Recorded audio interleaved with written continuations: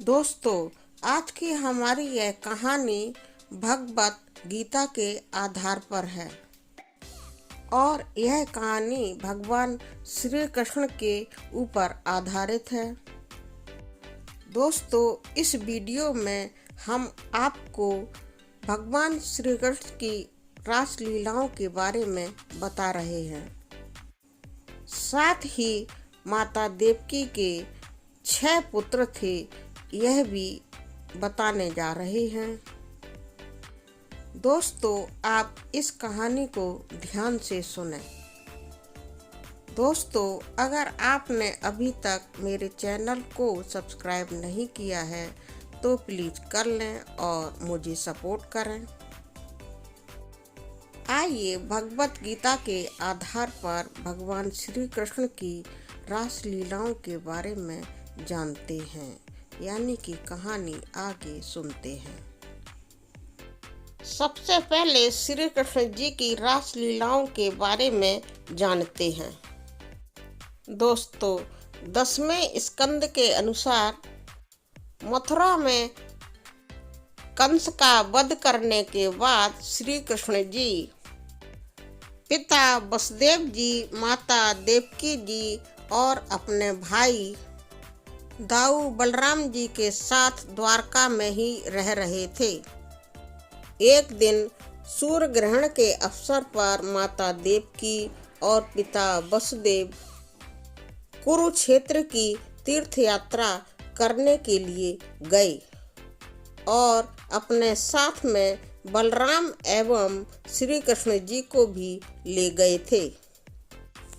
सूर्य ग्रहण के समय पूजा वगैरह करने के बाद कुरुक्षेत्र में उपस्थित श्री कृष्ण एवं बलराम पर अथाह प्रेम लुटाने की बारी अब नंद एवं यशोदा जी की थी। पहले द्वारका में रहते हुए तो श्री कृष्ण एवं बलराम का यह रोजाना का नियम था कि वह वसुदेव एवं उनकी 18 पत्नियों को प्रणाम करने के लिए आते थे। अपने पुत्र बलराम और कृष्ण की अद्भुत लीलाओं को देखकर वसुदेव जी यह समझने लगे थे कि ये बलराम और श्री कृष्ण कोई साधारण मनुष्य नहीं है। कुरुक्षेत्र में कई ऋषियों के मुख से उनकी तारीफ सुनकर भी उनका ऐसा ही मन हो गया था। उन ब्राह्मणों की बातें सुनकर उनके मतानुसार वसुदेव और देवकी भी यही समझने लगे थे कि श्री कृष्ण ही पूर्ण अवतार हैं और मेरे कृष्ण ही परम भगवान हैं, और इस वजह से वसुदेव एवं देवकी जी उनके ऊपर अपना वात्सल्य प्रेम दिखाने से घबरा रहे थे। एक दिन जब नित्य क्रिया के तहत कृष्ण एवं बलराम जब उन्हें प्रणाम करने के लिए उनके पास आए तो वसुदेव श्री कृष्ण से बोले, हे योगेश्वर श्री कृष्ण एवं बलराम पुत्रों, हमें यह आभास हो गया है कि तुम दोनों ही ईश्वर के परम अवतार हो। आप दोनों ही इस जगत के उद्गम हो। आप दोनों ने ही इस संपूर्ण संसार को अपने माया जाल के पास में बांध रखा है और आप दोनों ही इस धरती पर से पापियों को नष्ट करने आए हो। इस संसार के लोग आपको आपके इस लक्ष्य की तरफ से नहीं देख पाते और अनंत कोटि के वर्षों तक मृत्यु जन्म के चक्कर में ही भटकते रहते हैं। शरीर की प्राप्ति करके भी वे आपकी भक्ति न करके अपने मनुष्य जीवन को व्यर्थ ही गंवा देते हैं। इसलिए हे दीन बंधु, मैं आपके चरण कमलों में आश्रय लेता हूँ। सांसारिक भोग विलास में लिप्त होने के कारण मैं स्वयं को ही देव मानने लगा हूँ। इसलिए मेरी आपसे यही प्रार्थना है कि आप मुझे दिव्य ज्ञान प्रदान करके मेरा कल्याण करें।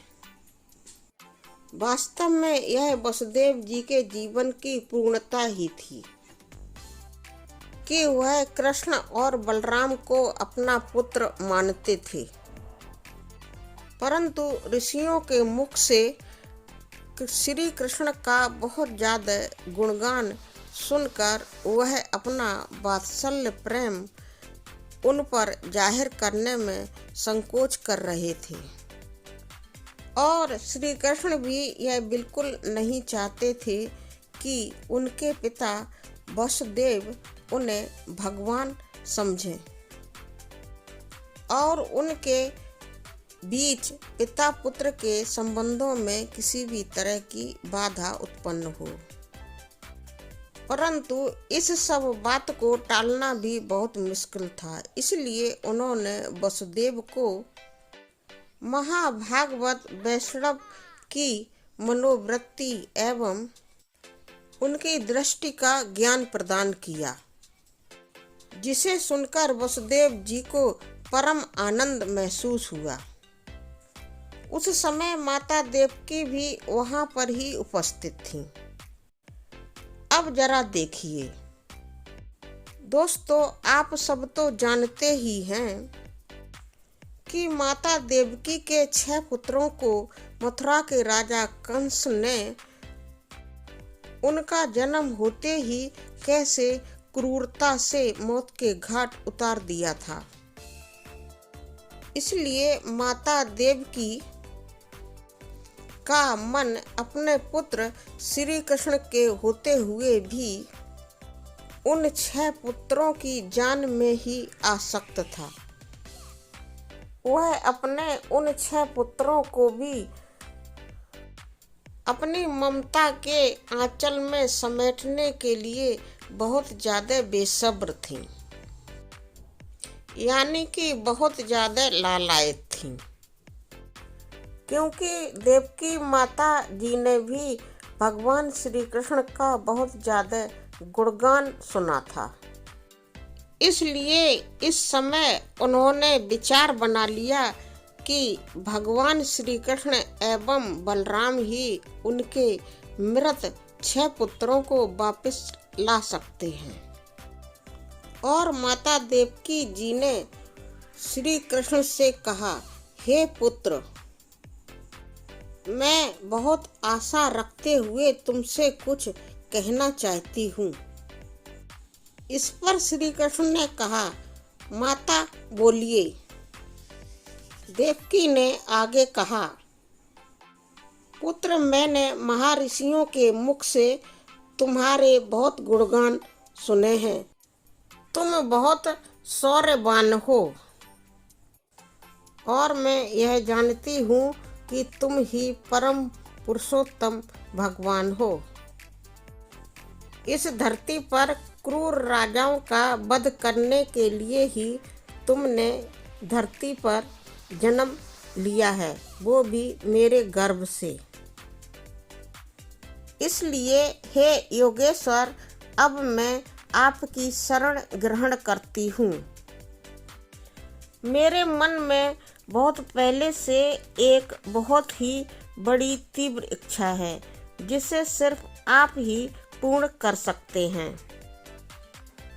आप तो जानते ही हैं कि मथुरा के राजा क्रूर कंस ने मेरे 6 पुत्रों का वध उनका जन्म होते ही बड़ी क्रूरता से कर दिया था।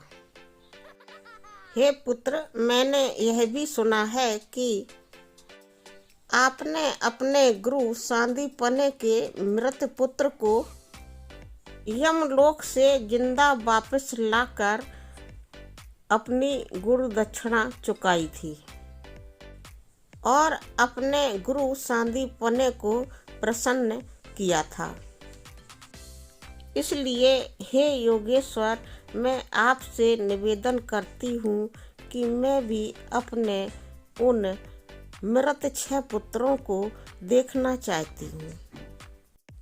हे योगेश्वर, आप मुझ पर कृपा करें और मेरे उन 6 मृत पुत्रों को जिंदा करके एक बार सिर्फ मेरे सामने कुछ समय के लिए ले आएं, क्योंकि मेरे मन में उन्हें देखने की तीव्र इच्छा है और मैं उन्हें जी भर के सिर्फ एक बार कुछ समय के लिए देख लूं। दोस्तों, अब क्या था, श्री कृष्ण तो थे ही बहुत भक्त वत्सल और देवकी जी तो स्वयं उनकी माता जी थीं। वे उनकी आज्ञा का उल्लंघन कभी नहीं कर सकते थे। उनकी सभी इच्छाओं को पूर्ण करना ही उनका धर्म था। अब श्री कृष्ण जी एवं बलराम ने अपनी माता देवकी की करुण पुकार सुनकर योग माया का आह्वान तुरंत ही किया और तुरंत ही सूत्रलोक के लिए निकल पड़े। उस समय सूत्रलोक पर बलि महाराज राज्य कर रहे थे। भगवान श्री कृष्ण और बलराम को आया जानकर वह फौरन उनका स्वागत करने के लिए दौड़े कर अपने द्वार पर आ गए और उन्हें बहुत सम्मान के साथ अपने महल के भीतर ले गए। श्री कृष्ण जी और बलराम जी का यथोचित अभिवादन आदर सत्कार करने के बाद उनसे कहने लगे, मैं भगवान अनंत और भगवान श्री कृष्ण के चरण कमलों में प्रणाम करता हूँ। हे भगवान श्री कृष्ण, आपके दर्शन तो दुर्लभ हैं, लेकिन जब आप स्वयं अपनी स्वेच्छा से किसी के सामने अपने को प्रकट करना चाहते हैं, तभी वह प्राणी आपके दर्शन प्राप्त कर सकता है। हे दीनबंधु, कृपया आप मुझ पर ऐसी कृपा करें कि मैं इस द्वारीय गंदे अंधकूप से बाहर निकलकर आपकी शरण में आ सकूं, आपके चरण कमलों में आश्रय ले सकूं।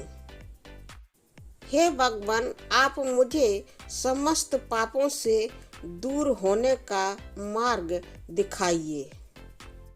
बलि महाराज की प्रार्थनाओं को सुनकर उनसे प्रसन्न होकर श्री कृष्ण ने कहा, हे राजन, स्वयंभू मनमंतर के समय मरीचि ऋषि ने अपनी पत्नी के गर्भ से अपने 6 पुत्रों को जन्म दिया था और इन 6 पुत्रों ने बड़े होकर ब्रह्मा जी का तब विरोध किया था जब ब्रह्मा जी स्वयं ही अपने शरीर की कामाग्नि के वशीभूत होकर अपनी ही पुत्री के पीछे अंधे होकर दौड़ रहे थे और तब मरीच के इन 6 पुत्रों के मन में ब्रह्मा जी के लिए घृणा का भाव उत्पन्न हुआ था और इस वजह से वे 6 के 6 भी बहुत ज़्यादा मुसीबत में पड़ गए और उनको बड़े से बड़े अपराधों का सामना भी करना पड़ा। इसके परिणाम स्वरूप सबसे पहले ये 6 पुत्र हिरण्याकश्यप के पुत्र बने और जब वहाँ से मृत हो गए तो अगले जन्म में ये 6 पुत्र माता देवकी के गर्भ से जन्म लेकर उनके 6 पुत्र बने। लेकिन विधान के अनुसार माता देवकी के गर्भ से जन्म लेते ही ये उनके 6 पुत्र क्रूर कंस के द्वारा मथुरा की जेल में ही मार दिए गए थे। और इस समय ये 6 पुत्र भी आपके यहाँ यानी कि आपके साथ इस महल में रह रहे हैं, मृत्यु लोक में। लेकिन पृथ्वी पर मेरी माता देवकी इतने वर्षों के बाद भी अपने इन 6 पुत्रों के लिए इनकी मृत्यु पर शोकाकुल है और अपने इन 6 पुत्रों के दर्शनों के लिए बहुत ज्यादा उत्सुक हैं। इसलिए हम लोग उनके इन 6 पुत्रों को आपके यहाँ से लेने आए हैं। श्री कृष्ण कहते हैं, हे राजन, कृपा करके देवकी माता के इन 6 पुत्रों को मुक्त कर दीजिए। ऐसा करके आप अपने सभी अपराधों से मुक्त हो जाएंगे और पुनः अपना पहले वाला देव पथ प्राप्त कर लेंगे। राजा बलि श्री कृष्ण के परम भक्त थे और उनकी ऐसी तीव्र इच्छा जानकर राजा बलि ने मरीच के उन 6 पुत्रों को अपने मृत्यु लोक से मुक्त कर दिया और श्री कृष्ण भगवान को सौंप दिया। अब भगवान श्री कृष्ण और बलराम जी देवकी माता के उन 6 पुत्रों को 6 शिशुओं के रूप में लेकर आए और अपनी देवकी माता को 6 शिशुओं को सौंप दिया। माता देवकी अपने बिछड़े हुए इन 6 शिशुओं को पाकर बहुत प्रसन्न हुई और उनका हृदय स्नेह से भर उठा। उनके स्तनों से शिशुओं के लिए दूध भी बहने लगा। अब देवकी माँ ने बारी बारी से अपने इन 6 शिशुओं को गोद में उठाकर अपना स्तनपान कराया और ममता भरी आंखों से उन्हें देखते हुए बार बार उनका सिर चूमने लगी, क्योंकि श्री कृष्ण भगवान ने भी जन्म लेने के बाद माता देवकी के दूध को पिया था। इसलिए माता देवकी का दूध अमृत बन चुका था। अब जैसे ही माता देवकी के इन 6 शिशुओं ने उनका स्तनपान किया तो एक दिव्य चमत्कार हुआ। माता देवकी का दूध पीने के बाद ही उनके वे 6 पुत्र बहुत बड़े आत्मज्ञानी बन गए। आत्मज्ञानी बनने के उपरांत इन 6 पुत्रों ने देवकी माता को, पिता वसुदेव को, श्री कृष्ण भगवान को और बलराम को प्रणाम किया और अंततः इन सब से उन्होंने स्वर्ग लोक जाने की अनुमति मांगी। यह सब देखकर माता देवकी तो बहुत आश्चर्यचकित रह गईं और मन ही मन समझने भी लगीं कि उनके पुत्र श्री कृष्ण बहुत शौर्यवान हैं और अद्भुत शक्तियों के स्वामी हैं, क्योंकि श्री कृष्ण ने बचपन से ही अपनी लीलाओं एवं रास लीलाओं से सभी को बहुत ही प्रभावित किया था और बड़े होकर भी कंस का वध किया एवं बहुत सारे सौर के काम भी किए। तो दोस्तों, भगवत गीता पर आधारित आज की यह कथा यहाँ पर ही समाप्त होती है। दोस्तों, यह कथा भगवत गीता के 10वें अध्याय से ली गई है और मानव जीवन के कल्याण हेतु बहुत ही उपयोगी है। हम आशा करते हैं कि आप सभी इस कथा को सुनकर भगवान श्री कृष्ण के भक्त बनेंगे और उनमें आस्था रखेंगे। अगर आप भगवान श्री कृष्ण की भक्ति में भरोसा रखते हैं तो हम समझेंगे कि हमारे द्वारा किया हुआ यह प्रयास सफल हो रहा है। आइए अगले वीडियो में अवश्य और बढ़िया कथा के साथ मिलते हैं। तब तक इस दिव्य मास में भगवान श्री कृष्ण की कथाओं का वाचन और मनन करते रहिए, जिससे कि आपका जीवन सफल हो, आपके जीवन में बहुत ही ज़्यादा सुख हो। भगवान से आपके जीवन में सुखों की कामना करते हुए मैं वीडियो को समाप्त करती हूँ। दोस्तों, अगर आपको हमारी यह भगवत गीता की कहानी पसंद आई है तो प्लीज़ मेरे चैनल को सब्सक्राइब करें, मुझे सपोर्ट करें, वीडियो को लाइक करें, दोस्तों को शेयर भी करें। कुछ पसंद नापसंद आया हो तो कमेंट भी कर सकते हैं। इस वीडियो को पूरा देखने के लिए आपको मेरा बहुत बहुत धन्यवाद।